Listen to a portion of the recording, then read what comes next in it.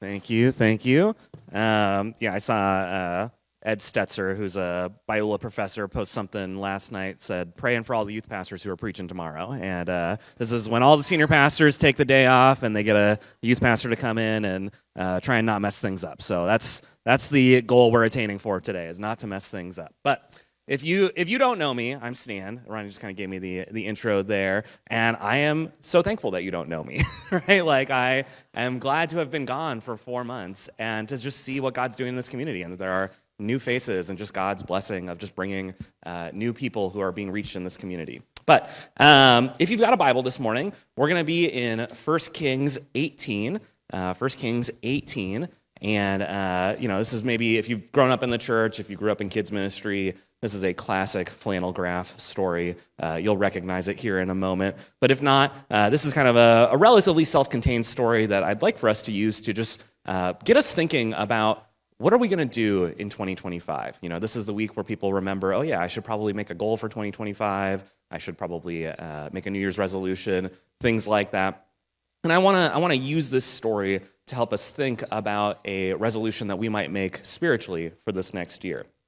And kind of while you're getting to 1 Kings 18, I want to just intro with just putting something on our radar that will kind of orient us for the morning. In the last few years, there have been a number of scientific studies that are looking at the correlation between gratitude and then overall well-being or happiness. That there is a connection between how thankful you are and how happy you feel, or how overall well you're doing in your life.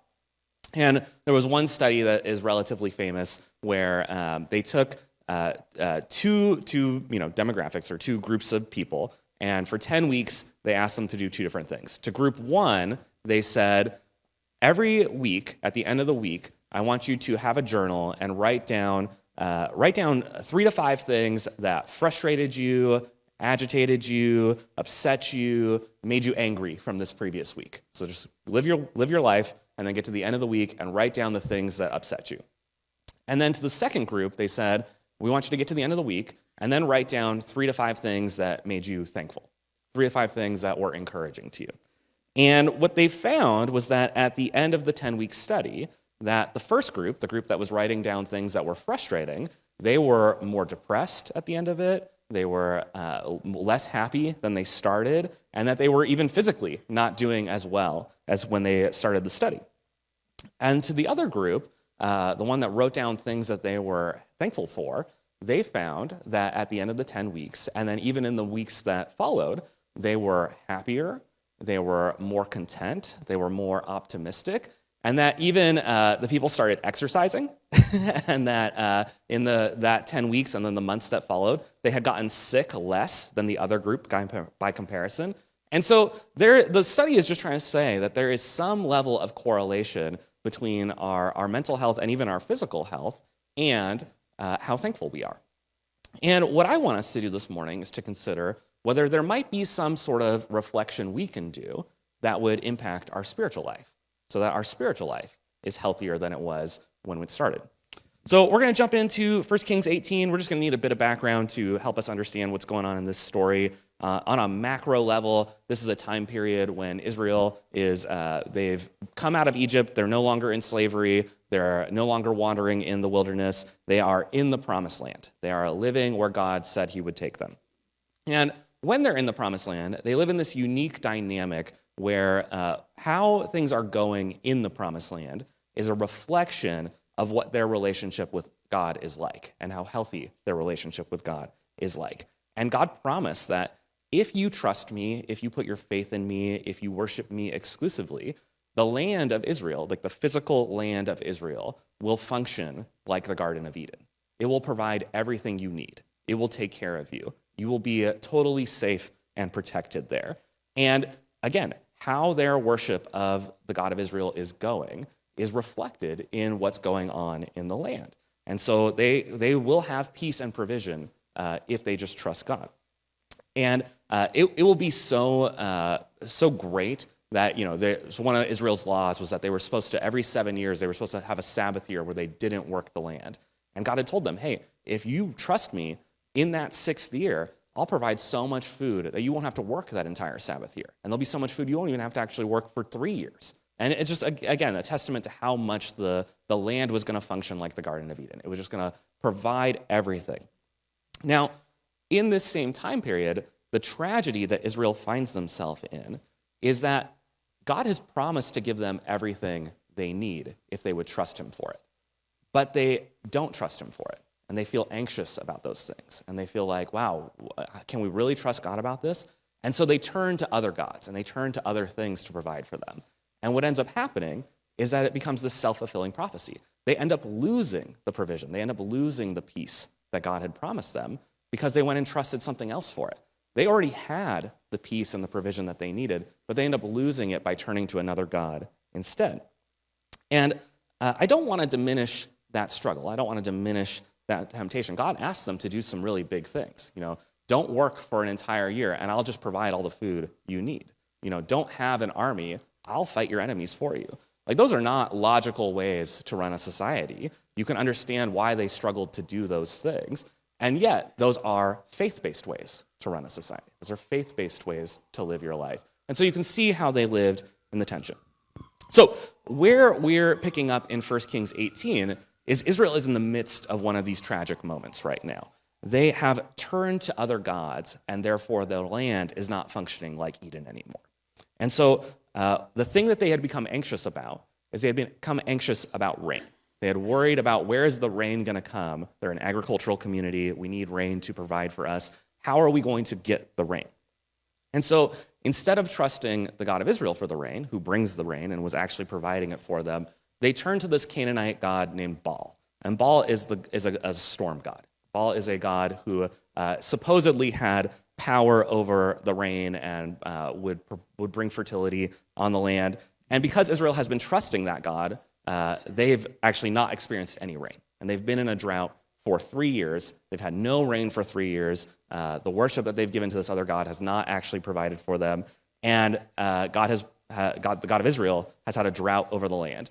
And now he's sending his prophet Elijah to the people, and he's saying, let's come back to your real God. Let's come worship the God that can actually provide for you. And let's start worshiping the God who is actually your God. And so let's pick up in 1 Kings 18. We're going to be in verse 17 to start. So it says, when Ahab saw Elijah, Ahab said to him, is it you, O troubler of Israel?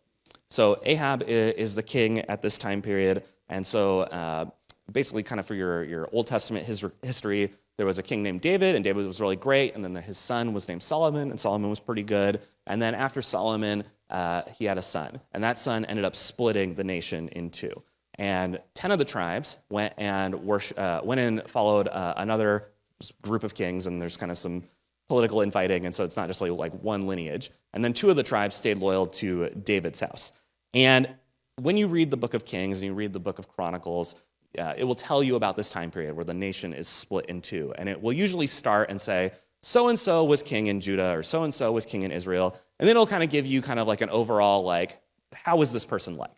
And so it'll say, so-and-so was really great. They worshiped God, and the land was great, and so on and so forth. It'll say, so-and-so they were okay. They, had these good things, they had these bad things. But a lot of times it will say, so-and-so was wicked in the eyes of the Lord. And that's your clue that this person's not going to be doing a good job. And it's very self-evident. But for all the wicked people, it will always go, so-and-so was wicked in the eyes of the Lord, but they weren't Ahab wicked.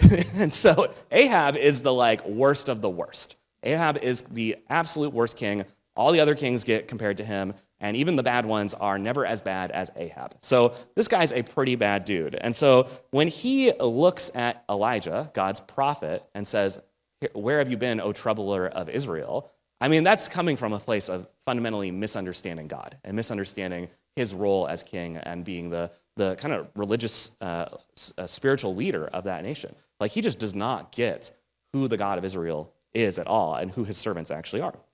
And it says in verse 18, and he answered him, I have not troubled, this is Elijah saying this, and he answered him, I have not troubled Israel, but you have, and your father's house, because you have abandoned the commandments of the Lord and followed the Baals. And this is the fundamental issue, which we've kind of already stated. But Ahab has led the people away from the God of Abraham, the God of Isaac, the God of Jacob, the God of Moses, the God of David, the historic God of Israel, and has turned them to trusting Baal. And Baal is kind of just so you understand kind of the mythology around him. The thought was that there are wet seasons and dry seasons, and when there was a dry season, what was going on with Baal was that he was going and battling the god of death in the Canaanite pantheon. And he would go and fight that god of death, and then when he would triumph over that god, there would be rain. And that was the signal that Baal has triumphed, he has power, he has defeated death on your behalf, and now there's going to be fertility on the land. And whenever there's a drought, whenever the rain hasn't come yet, it's that the battle is still going on, that things are not going well. The god of death is stronger than Baal expected, and he needs you to worship him harder so that he gets kind of powered up and has the strength to defeat that god for you. And so Israel has been living in this drought for 3 years and has understood it as, oh, we haven't worshiped Baal hard enough yet. We haven't powered him up enough yet. He's having a really difficult time, and so we got to worship him harder. That's why we don't have rain yet. And that makes total sense if you're a Canaanite. But if you're an Israelite and you have the law of Moses at your disposal and you have God's teaching at your disposal, you're actually supposed to understand this completely differently. What the law of Moses was saying is that when you're experiencing drought, it's because you haven't trusted the God of Israel. It's that you haven't been faithful to him. And so drought is this withholding of God's blessing on you that's letting you know, hey, something has gone off course. Let's go back where we should be. And it's, Baal can't provide rain unless he's powered up enough. That's not the issue with Yahweh. That's not the issue with the God of Israel. The God of Israel is saying, I can give you all the rain that you ever need. I have all the rain that I ever will have, or I have all the rain at my disposal. I don't need any level of powering up like these other gods do. But I want you to understand where the rain actually comes from. And I want you to live in a way that shows that you have faith of where the rain is coming from. And so again, you can kind of see the difference between the two gods. And one needs power to do the things that you want. The other has a gift for you and just wants you to live like that gift is given to you. And he just wants to see the demonstration of faith. Let's pick up in verse 19 and 20 now. It said, this is Elijah still speaking, now therefore send and gather all Israel to me at Mount Carmel, and the 450 prophets of Baal and the 400 prophets of Asherah who eat at Jezebel's table. Jezebel's the wife of Ahab. And so Ahab sent to all the people of Israel and gathered the prophets together at Mount Carmel. So what Elijah says is, meet me at Mount Carmel. Meet me with Baal and then Asherah, Asherah is Baal's wife in the mythology. And so he's basically saying, bring all the people and the whole religious ecosystem that's given over to these other gods, and let's meet at this mountain. And Mount Carmel is thought to be Baal and Asherah's mountain, in the same way that Mount Sinai was thought to be the God of Israel's mountain. And the people think of things in this kind of regional, gods have regional power. The God of Israel has power in Israel at certain mountaintops. The God of the gods of Egypt have power in Egypt. There's kind of that mentality going on. And he's saying, let's go meet at Baal's mountain. And you would have to assume that there's going to be temples and altars and things to Baal there. And so now let's keep going. Verse 21. And Elijah came near to all the people and said, how long will you go limping between two different opinions? If the Lord is God, follow him. But if Baal, then follow him. And the people did not answer him a word. And this is kind of the point of the story, right? And it's kind of written to these people, but it's somewhat written to the reader as well. How long will you limp between two opinions? Who's the real God here? Who's the real person worth trusting? Is it the Lord or is it Baal? And you can tell that the people don't have an answer. What they're experiencing, their circumstances are telling them, well, it's probably not Baal. He's supposed to be the storm god, and we haven't had rain for 3 years. And yet that's the one that they're worshiping. So let's keep going with what Elijah says to them. Verse 22. Then Elijah said to the people, even I only am left a prophet of the Lord. But Baal's prophets are 450 men. Let 2 bulls be given to us, and let them choose 1 bull for themselves, and cut it into pieces, and lay it on the wood, but put no fire to it. and I will prepare the other bull and lay it on the wood and put no fire to it as well. When you call upon the name of your God, and you call upon the name of your God, and I will call upon the name of the Lord. And the God who answers by fire, he is God. And all the people answered, it is well spoken. Then Elijah said to the prophets of Baal, choose for yourselves one bull and prepare it first, for you are many, and call upon the name of your God, but put no fire to it. And so essentially what Elijah invites the people into is to have a God battle, a God off. Let's find out which God is actually real. And he essentially says, you guys set up, we're going to set up 2 altars. You prepare the bull for your religious worship. I'm going to prepare the bull for my religious worship. But we're not going to actually set it on fire, which would be like the actual action of worship. We'll just offer it to God, to the 2 gods, and whoever rains down fire is the real God. And what you need to understand about this, kind of going back to that kind of regional thoughts about gods and just where they have power, based off where this is all taking place, this is where Baal is the strongest. They're on his mountain. He's got, his 450 prophets and his wife's prophets, and this is where all the worship to Baal would have been handled. And this is Baal's home turf, right? This is where he, if you're, I guess not so much anymore with the Seahawks, but there was a point where if you came into Seahawks Stadium as a visiting team, the stadium was just impossible to call a play in. Like you couldn't hear because the fans were so loud. I don't know what's going on with this 6-3 Pittsburgh win that just happened a couple days ago, but in a former era, that's what it would be like, is walking into Seahawks Stadium at the height of the Legion of Boom era, right? Like they're just so powerful there. This is, this should be an easy thing for Baal, and especially he's a lightning god. Just one lightning bolt would do the whole thing. This should not be an impossible task for him. But from all the circumstance, it should be an impossible task for the God of Israel, right? Like this is I didn't look it up, but I'm assuming thousands of miles from his mountain. He only has Elijah. He's not even being worshipped in his own land right now, right? This should be difficult for the God of Israel. And so let's just see what happens. Let's find out who's the God worth worshiping. Let's see what God is real, so that way you don't have to limp between these 2 opinions anymore. Let's go on to verse 26. And they took the bull that was given to them, and they prepared it and called upon the name of Baal, morning until noon, saying, O Baal, answer us. But there was no voice, and no one answered. And they limped around the altar that they had made. And at noon, Elijah mocked them, saying, Cry aloud, for he is God. Either he is musing, or he is relieving himself, or he is on a journey, or perhaps he is asleep and must be awakened. And they cried aloud, and they cut themselves after their customs with swords and lances until the blood gushed upon them. And as midday passed, they raved on until the time of the offering of the oblation. But there was no voice, no one answered, no one paid attention. So Elijah has given them the entire day to get their God to respond. And you can tell, he's mocking them in the whole process. He's poking fun at, hey, is your God in the bathroom? Like, what's going on here? Like, he's been in there a while. Like, do you need to go check on him? That's the humor that is going on here. And he's given them the entire daytime portion to get their God to answer. And obviously, it's written with intention to show there's nothing there. There is no one to answer. There's no one who's going to respond. And all the 900 people involved who are cutting themselves and doing all these things that should power up their God to send a simple lightning bolt on his mountain, it's not doing anything. It's not leading to anything. And so we're seeing Baal is not there. Verse 30. 30. Then Elijah said to all the people, Come near to me. And the people came near to him. And he repaired the altar of the Lord that had been thrown down, because originally this was God's mountain. This was a mountain that God was worshipped on. And Elijah took 12 stones, according to the tribes of the sons of Jacob, to whom the word of the Lord came to Israel, came saying, Israel shall be your name. And with the stones he built an altar in the name of the Lord. And he made a trench about the altar as great as would contain 2 seahs of seed. And he put the wood in order, and then cut the bull in pieces and laid it on the wood.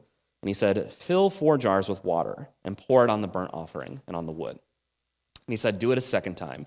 And they did it a second time. And he said, Do it a third time. And they did it a third time. And the water ran on the altar and filled the trenches with water.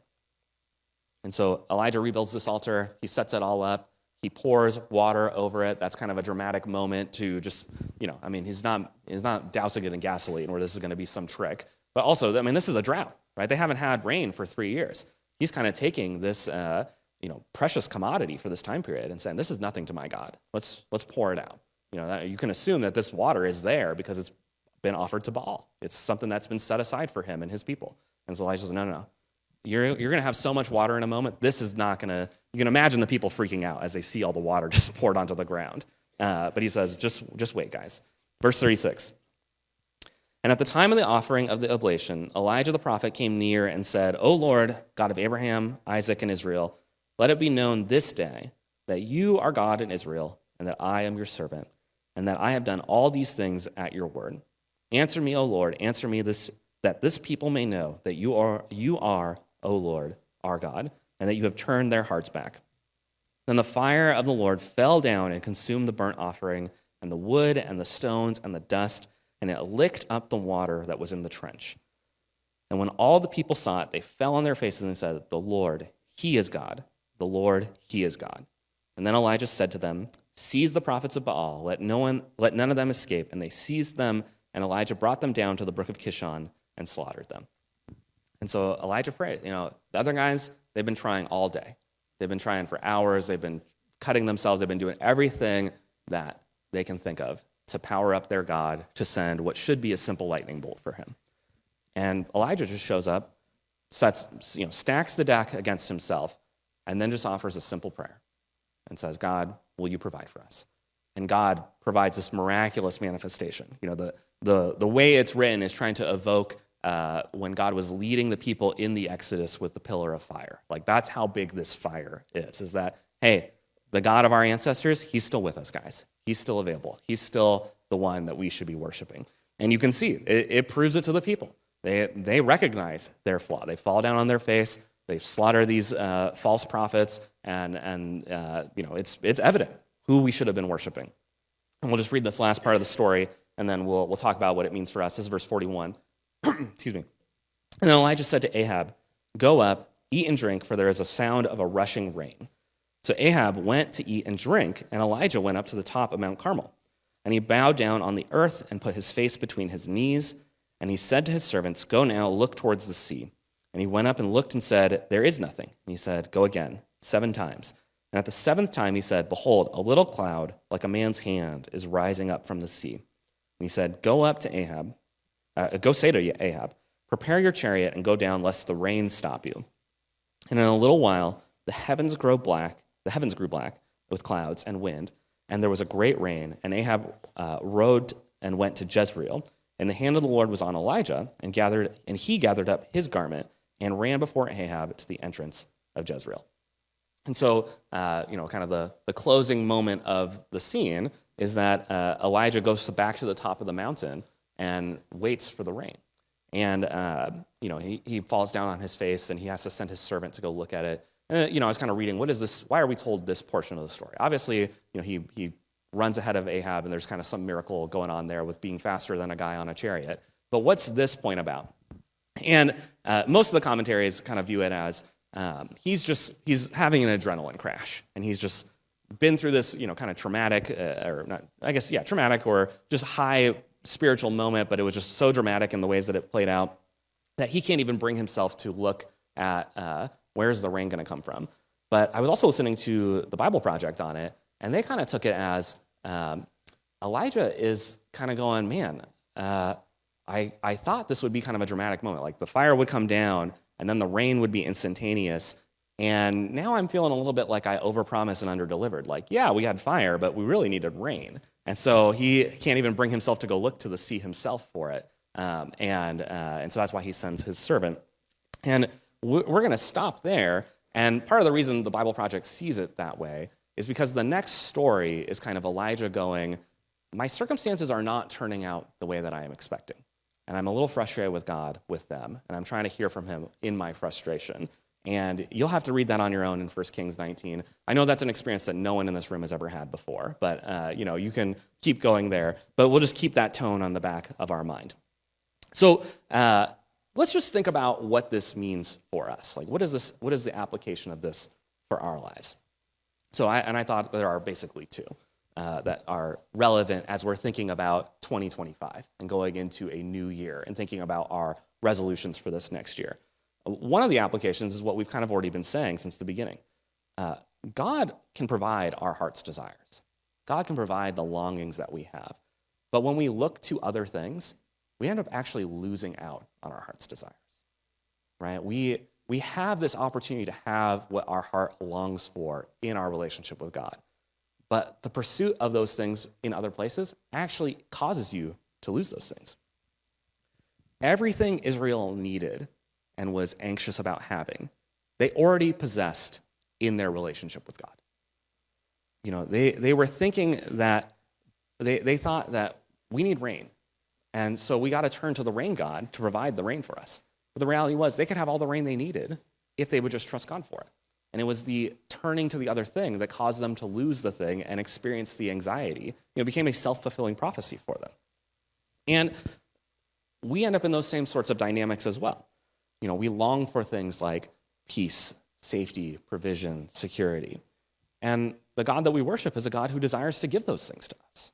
He's a God who desires to lavish those things on us if we would trust him in faith for them and trust his timing of when we need them and trust the way in which it's dispensed to us, you know, even the timing of how it's provided.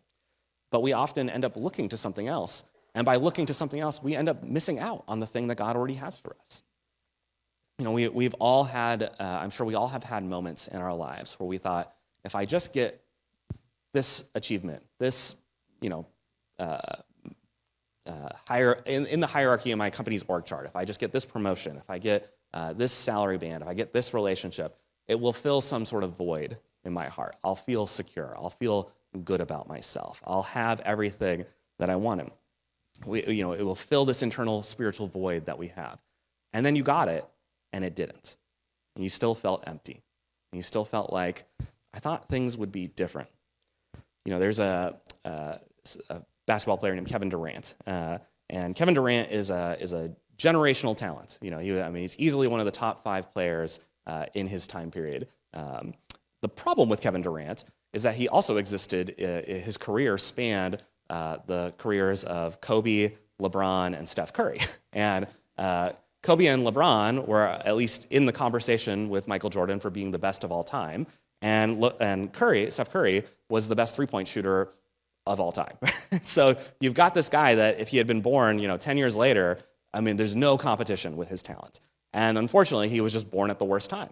And so his career was kind of lackluster. I mean, he also left Seattle and moved to Oklahoma City, so that was a downgrade there too. But he just kind of had this lame career where everyone was just like, man, he's just not living up to expectations.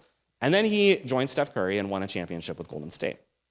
And there's this interview where they ask him, how does it feel now that you finally, you've spent, I don't know what he was, 27 at that point, 27 years of your life dedicated to winning this championship, to achieving this goal. And how do you feel now? And if we could bring up the slide of what his quote is.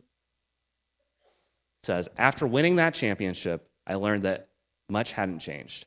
I thought it would fill a certain void. It didn't. I mean, this is the guy at like the pinnacle of his career, the pinnacle of all this work. And he said, I thought I'd feel different. I thought I'd wake up feeling different. And I don't. So what now? We've all been there, right? We've all thought that there's something that would fix everything internally about us, and then it doesn't. Because it can't. The only thing that can actually fill that longing is our relationship with God. We have to learn that those deepest longings really are only satisfied in the God who made us. Which brings us to the second point, which is that the goal of 2025 is to learn to trust God to provide for those longings. That's the goal. That's the thing that we should all walk into 2025 with, is that I want to have my longings fulfilled in the place that they actually can be fulfilled, in my relationship with God. Now, that's really easy to make a sermon point and say that's what we should all do. Much harder to do in practice, right? Like that's the difficulty here. And that's where I want to bring us back to our gratitude study that we started with. Now, I'm not a scientist. I have no formal data. I went to Christian school most of my life, so you can take all this with a grain of salt, I guess. But in my estimation, that if you can keep a weekly journal about how thankful you are and end up happier and healthier and just have your emotional and physical well-being affected just by a journal of the things you're thankful for, I have to wonder that if we kept a journal about how God is showing up in our lives for a whole year, our spiritual lives would be healthier also. That if we just took time each week and reflected on the ways that God was there for us, we would end up healthier. We would end up spiritually healthier because we would be able to reflect on the things that God is doing in our life. And so, my encouragement to you is that as you go into this next year, is at the end of each week, just write down 3 to 5 ways that you saw God show up for you. How he answered a prayer, how he showed you grace, how he was in a circumstance. There's lots of ways that God shows up in a daily and weekly basis. It's whether we would reflect on them to notice them enough to then have it affect our spiritual life. But I am really confident that if you did that for an entire year, where you started, let's say January 1st, 2025 to December 31st, 2025, you would be completely different. Again, not a scientist, just a pastor, but I do think you would be completely different. I think your spiritual life would be completely different. And here's the other thing. I'm confident that you don't actually have to have any trust in God to benefit from this. You don't actually have to have, we'll save that slide for a second here. You don't have to have any trust in God to benefit from this. So one of the things about these Old Testament narratives is on the one hand, they are historical. Like it's trying to tell you this is how an event took place. But the other thing about them is that they are what we call wisdom literature. And by wisdom literature, it means like they want you to read it and meditate on it and have it affect your life. And one of the ways that you can have it affect your life is that you can look at the different characters and go, am I like any of these characters? Is there something that this character experienced that would be there, be beneficial for me or that I can learn from? And to apply it to your life. And so if you just kind of look through the characters in the story, the nation of Israel doesn't actually have any trust in God at this point in their life. Right? The people who are existing, the people who are on the mountain, they don't actually trust God. They should trust God, but they don't.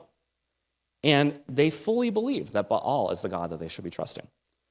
And God still provides for them, right? It's not like the fire rains down and then God manifests a cloud and is like, see all this rain I could give you? Well, you're still not trusting me. I'm not going to give it to you. No, the fire rains down. Now you know where you should be trusting, and I'm going to give you the rain so that you know you never have to go back to Baal again. And I think what that teaches us is that if you are a person who is kind of skeptical about this whole thing, and you're like, I don't know about this God guy. I don't know about this Jesus guy. I don't know if that's where I should actually put my trust. I think if you came in with an open mind over this next year and just said, well, God, let's see. If you show up for me, I will reflect on it. I think God would show up for you. I think you would have at least 52 stories at the end of the year of ways that God was there for you, ways that he showed up in unexpected ways. And I think that at the end of that 52 weeks, you would go, yeah, there is something here. I should give greater trust here. So one of the beautiful things about Christianity and the God that is the God of Christianity is that he doesn't demand your response first and then give you a response back. He actually gives you the gift first and is willing to let you build the faith after the fact. And so you don't have to come in expecting to have a perfectly faithful reflection. You can see what God does. And I think he'll build that trust in you. But the other thing about this, many of us in the room are kind of past that point. And we're more like Israel in that Israel forgot the things in their history, right? They shouldn't even be in this circumstance if they were remembering the Exodus, if they were remembering Abraham, if they were remembering Joseph, if they were remembering David, right? They shouldn't have ever turned to Baal, but they did. And that's where a lot of us often find ourselves, is I should know better, but I still ended up in this circumstance. And again, the story shows God does not demand perfection, right? God still responds to the people when they finally do come to their senses. It would be great if we could all just remember all the ways that God shows up for us and never make a mistake ever again. The reality is, that's not where most of us are at. Most of us are in this kind of cycle of, man, God showed up for me, I'm faithful for a season, I kind of step back a little bit, and then God has to remind me, no, he really is worth trusting. And the cycle continues, and it grows. And that's okay. God is gracious in those ways. And so you can be the kind of person who's like, man, 2025 is more about just renewing where I've been in the past. It's not necessarily a brand new start, it's a renewal of where you had been previously. And you can learn to trust again. And then finally, I think Elijah is worth pointing out as a character that you might relate to. And I am drawn to this idea that Elijah may be not just coming down from the adrenaline, but is going, man, I thought this would be different than where I am right now. I was told there would be rain, and I'm standing on this mountain completely dry. Like, I thought the circumstances would play out differently than they have. And the thing about Elijah is sometimes you have everything going for you. I mean, Elijah, he is literally God's prophet. Like, he literally talks to God in a way that no one else does. He has experienced all these things. He lived through the entire drought, and God provided for him daily. If there's anybody who should have any amount of faith, it's him. And yet he still struggles. He still is like, man, where's the rain? And sometimes that's where we're at. You could have decades of faithfulness and just the right circumstance, the right medical diagnosis, a tragedy with a child. Big circumstances happen all the time. And it can cause us to go, I thought this would be different. And if you find some time to read 1 Kings 19, you'll see that God meets Elijah exactly where he's at too. Because God knows. He's a father to children. And even his most mature children struggle at times. And he's willing to meet them where they're at. So where I want to close, and just to give you a tool so you can do this practically, we can bring up that next slide here. This is a tool called the prayer of examine. That's just, it's a type of prayer that is just how to reflect at the end of a week. And if you Google this, you'll find other versions of this. This is not like the only version that exists. But the general idea of the prayer of examine is to just reflect at the end of the week. And if you're scrambling to write this down, I'm sure they can send it to you in an email as well. So fill out a connection card or take a picture, yeah. But this is a real simple one that I think is really helpful. I've used this with students before. But essentially what you do is at the end of your week, or it's even helpful at the end of the day or at the end of the month, whatever is kind of the right season for you, you replay what happened today. Just what are the events of this week or this day? And then you ask yourself, where did I rejoice? Where did I feel grace today? Where was God present today? And you just recognize the moments where God answered a prayer, God took care of you, God's presence was more real to you, any sort of God moment in your day or week. And then it's worth going to the repent stage and go, where did I feel emotional pain today? Where did I sin? And repent is just, I mean, it's an R themed, if that's not evident here. But it's that kind of catch-all for where was I struggling today, right? Where did I sin? Where did I struggle to trust God? Where did I have pain in my life today? And to have those acknowledged before God. And then resolve, which is just to go, okay, I'm some good, some bad. That's most people's days and weeks. So what do I want to do differently going into the next day or week? And then finally, rest. And you usually do this at the end of the day before you go to bed. You go to sleep just knowing that God loves me. I'm in his hands. I'm in his grace. He is taking care of me. He is showing up for me. And I think if you did this on a weekly basis or a daily basis, at the end of the year, your spiritual life would be the equivalent of what those people who were in the gratitude study went through. You would be healthier. You would be more whole. You would have a greater trust in God. Let's pray. Lord, we thank you for this opportunity. We thank you for the just time to come and worship. And, Lord, we're all going into a new year, and that's a great opportunity to reflect on where we've been with you and what you want to do with us. And we just pray that your Spirit would be present in our lives this next year, that for those of us that have never trusted you before, we just ask that you would just lavish your grace on us and show us why you're worth trusting. For those of us that need a renewal, that you would help us to lean into that desire to be renewed, that we would renew our faith. And for those of us that are like Elijah, who are looking at our circumstances and struggling, we just pray that you meet us where we're at, speak to us, care for us, guide us, and just pray blessings on Edgewood as we move into 2025. In your name, amen.